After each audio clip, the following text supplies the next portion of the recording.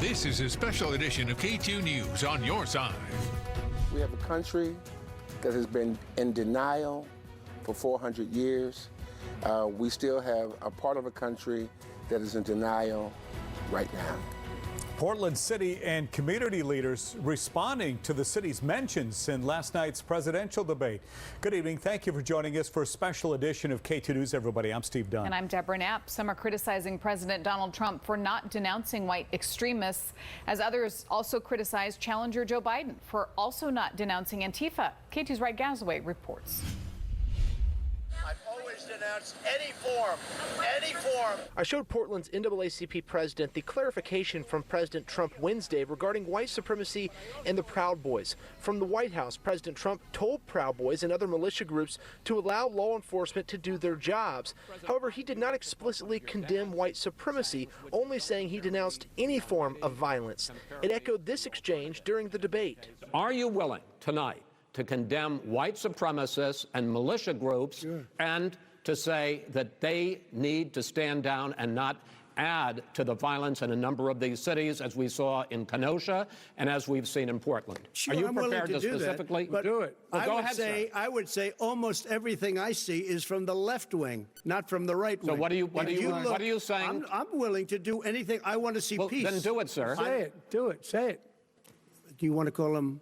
What do you want to call them? Give me a name. Give me a white name. Supremacists and white like me to condemn? White supremacists and right Proud Boys. Stand back and stand by. Portland NAACP President E.D. Mondonay. It was a direct question. He didn't give an answer, and silence for me is an answer. Those comments are similar to Michael Llewellyn's. He's the chairman of the Urban League. It should worry you if you just have a good conscience when it comes to humanity that he will not be that specific. Antifa's an idea, not an organization. Oh, you got it. Joe Biden also said that about Antifa, citing FBI Director Chris Wray. Wray testified Antifa is more of an idea than an organization. Wray later clarified in a Senate hearing that Antifa is, quote, not fiction. Biden did condemn violence of any kind. Llewellyn says the former vice president could have been clearer. I do think that the vice president needs to have some clearer lines in the sand, if you will. The nightly protest also came up between the presidential candidates. Mondonay and Llewellyn have differing views on whether those should wrap up or continue. By absolutely no measure are we to stop with our protesting, stop with our voices being raised, and stop making a matter that constitutes the real issue about Black lives being uplifted. It has digressed into something that it should not be. And I think it has lost its purpose. And I think the worst thing for us in all this is that the real voices that needed to be heard from the very beginning right now are not being heard at all. In a city council meeting this morning, the mayor and other members of council said the city needs to come together to fight racism. The mayor also condemned the violence and vandalism we've seen at many of these nightly protests. Reporting in Southeast Portland, I'm Wright Gazaway. Something that really stood out to us in last night's debate is when the president said he has the support of the Portland sheriff. Multnomah County Sheriff Mike Reese figured the president was talking about him. And KATU's Joe English reports the sheriff wanted to clear that up real quick before it started more trouble.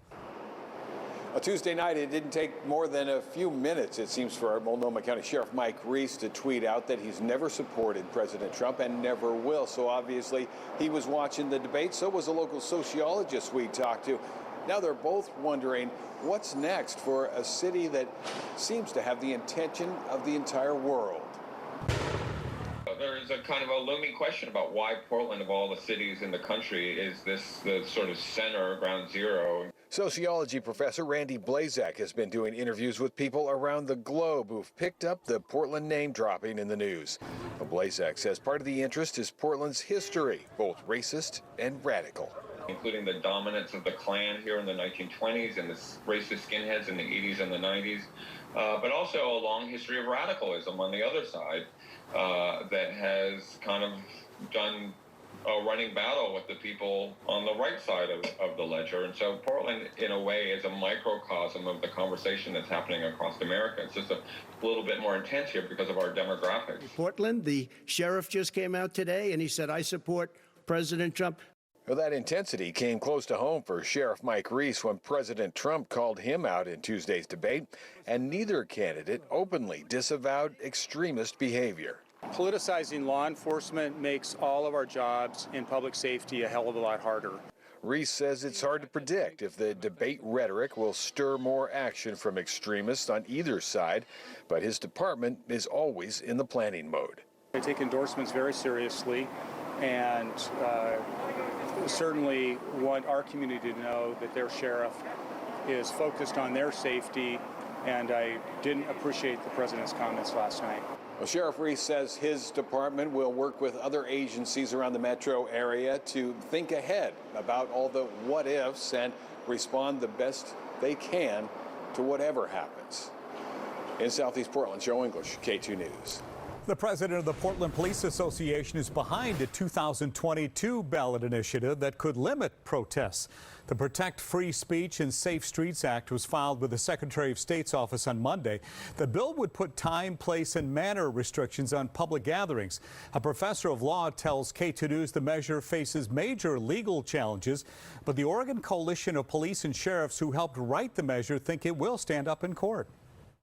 And I think that courts would find to be way too sweeping. And that's the provision that says anywhere in the state after midnight, if a public gathering can be heard a block away, it violates this ordinance. And if it's not enforced, that anybody who's within a block can sue the city or the town for $1,000 and recover that $1,000 plus attorney's fees. Many local governments already have noise ordinances in effect right now.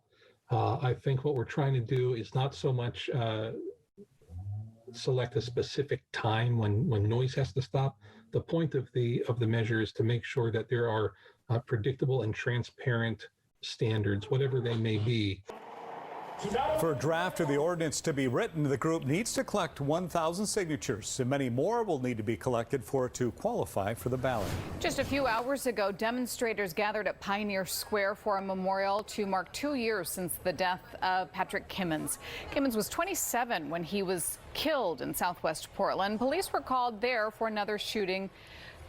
2 people were injured. His family says he was shot in the back several times as he was running away from the area. Tonight, people gathered at 6 and began marching at 7. There is a federal regulation that talks about deputization, and it does not allow for this kind of continuous takeover of a local municipality. This is brand new tonight. The feds deny the city's request to de-deputize Portland police officers, along with strong words for the city's leadership. KATU's Catherine Kissel's live in Northeast Portland. And Catherine, you talked with a legal expert tonight. Can the feds even do this? Well, Deb, technically, no. He says there's a lot of politics at play, but essentially the federal government is doubling down. Now, we want to show you a statement that was released by the DOJ earlier today. The federal deputization supports frontline law enforcement officers and their families in a way that they have not seen from City Hall. Portlanders and Oregonians in general are sick of the boarded up and dangerous conditions prevalent in downtown Portland due to the lack of leadership. Now, we talked with Juan Chavez from the Oregon Justice Resource Center, and he says that he is not surprised by the government's response. I think U.S. Attorney Billy Williams has made it clear that he's in charge of policing in the city of Portland. And Mr. Williams is not elected. He was appointed by the president, and he's enacting the president's policy.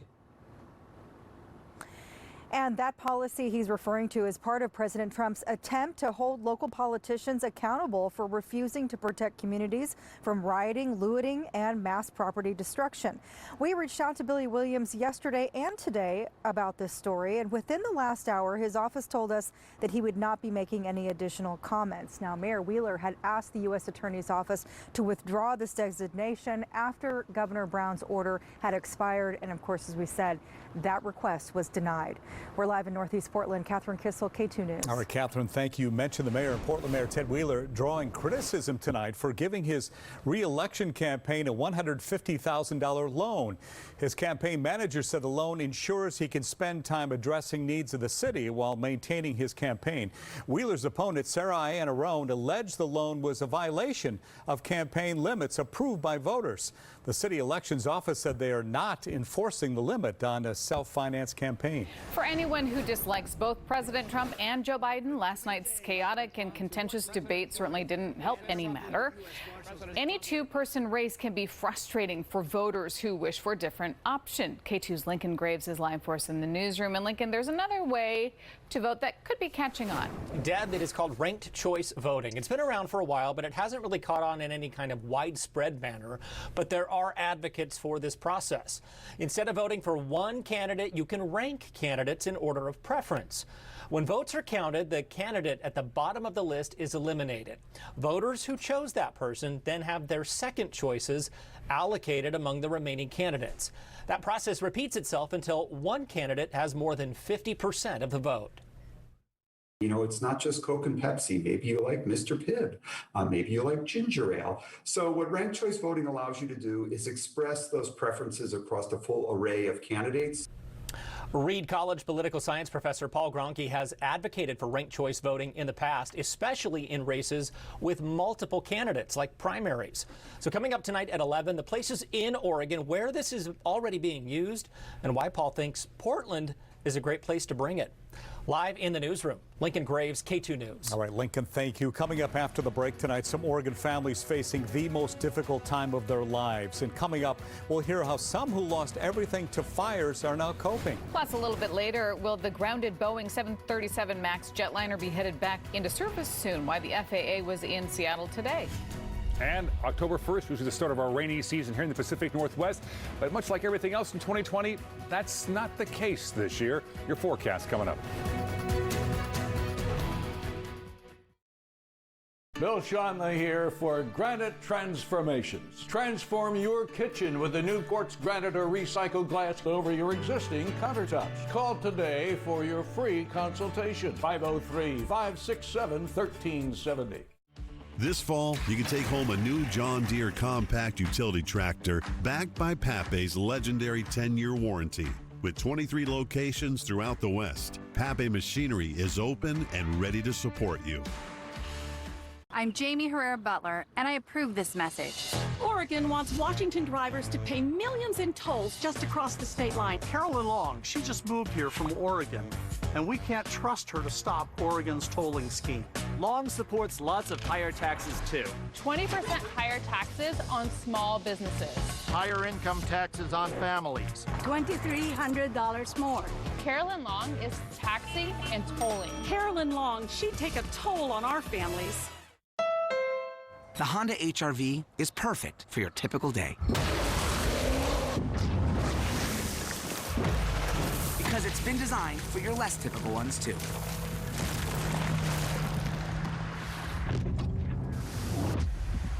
So it's ready for just about anything. The Honda HR-V, with available real-time all-wheel drive with intelligent control system. Get a great deal on the HR-V, the most versatile vehicle in its class. We made USAA insurance for members like Martin, an Air Force veteran made of doing what's right, not what's easy. So when a hailstorm hit, USAA reached out before he could even inspect the damage. That's how you do it right. USAA insurance is made just the way Martin's family needs it. With hassle-free claims, he got paid before his neighbor even got started. Because doing right by our members, that's what's right. USAA. What you're made of, we're made for. USAA. What's that? What that's been detected. This is not a drill, everyone! Abby, protect the children! It's just a Wi-Fi network threat, and we have Xfinity XFi. Remember? False alarm. Everything's fine. Except for you, Abby. That wasn't a good look. Defend against Wi-Fi threats with Xfinity XFi. XFi Advanced Security gives you added protection to help keep your network secure. Now that's simple, easy, awesome. Get started with Xfinity Internet for $19.99 a month for 12 months. And get Advanced Security free with the XFi Gateway. Click, call, or visit a store today.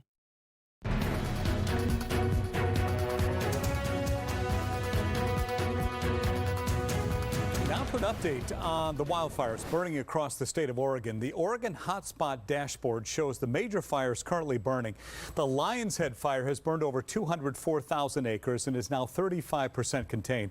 That Beachy Creek fire has also scorched more than 192,000 acres and is 58% contained. The Holiday Farm fire has grown to more than 174,000 acres and is 65% contained. And that Riverside fire has burned more than 138,000 acres and is about 37% contained. Why does it have to be so complicated? Families in Marion County are facing what they describe as the most difficult time of their lives. Many have lost everything after the Beachy Creek fire devastated multiple towns. Now, even with more than 50% of the fire contained, they say they're still vulnerable. KATU's Kelly Azer was in the canyon today, and she has a story. My dad's a old car enthusiast, so he was in process of renovating this to be able to race it. The reality is overwhelming.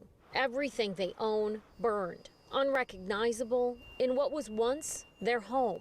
We had 100 years worth of pictures in the house. Stacy Weisner's family has owned this property for 15 years. They're doing everything they can to stay positive and focused on the future. So just this week, they purchased an RV for their parents to stay in as they work to rebuild. But even that didn't go as planned. Brought it in and parked it last night. They weren't set up to, we parked it at like 6:30 last night. They weren't set up to stay in it, so they came back to my house. And we came back and the windows are already broke open and all the doors and cabinets. Someone broke in, stealing what few things were inside. Still today, the family stayed positive. It literally is 1 hour at a time. That's all we can do. Now, adding to an already complicated situation, the family says they are ready to rebuild, but they can't start cleanup just yet because everything that you see here is considered an environmental concern. Because it was built in the 1930s, there could be asbestos and lead. Trying to find answers. When can we start cleaning it up? How can we clean it up? The house was older. Nobody had answers. And even with all that, they say they feel thankful to be alive and have each other. God is amazing. We all got notified. We all got out. We were all fine. It's Kelly Azer reporting. This is happening right now. Experts are monitoring a swarm of earthquakes near the California-Mexico border. We have counted more than 40 to 50 small earthquakes on the south end of the Salton Sea, most of them magnitude 2s, 3s, or 4s in this area right on that dangerous San Andreas Fault. You know, we always get a little nervous when we talk about earthquakes. Meteorologist Dave Selesky joins us. Dave? We do indeed. And again, those earthquakes keep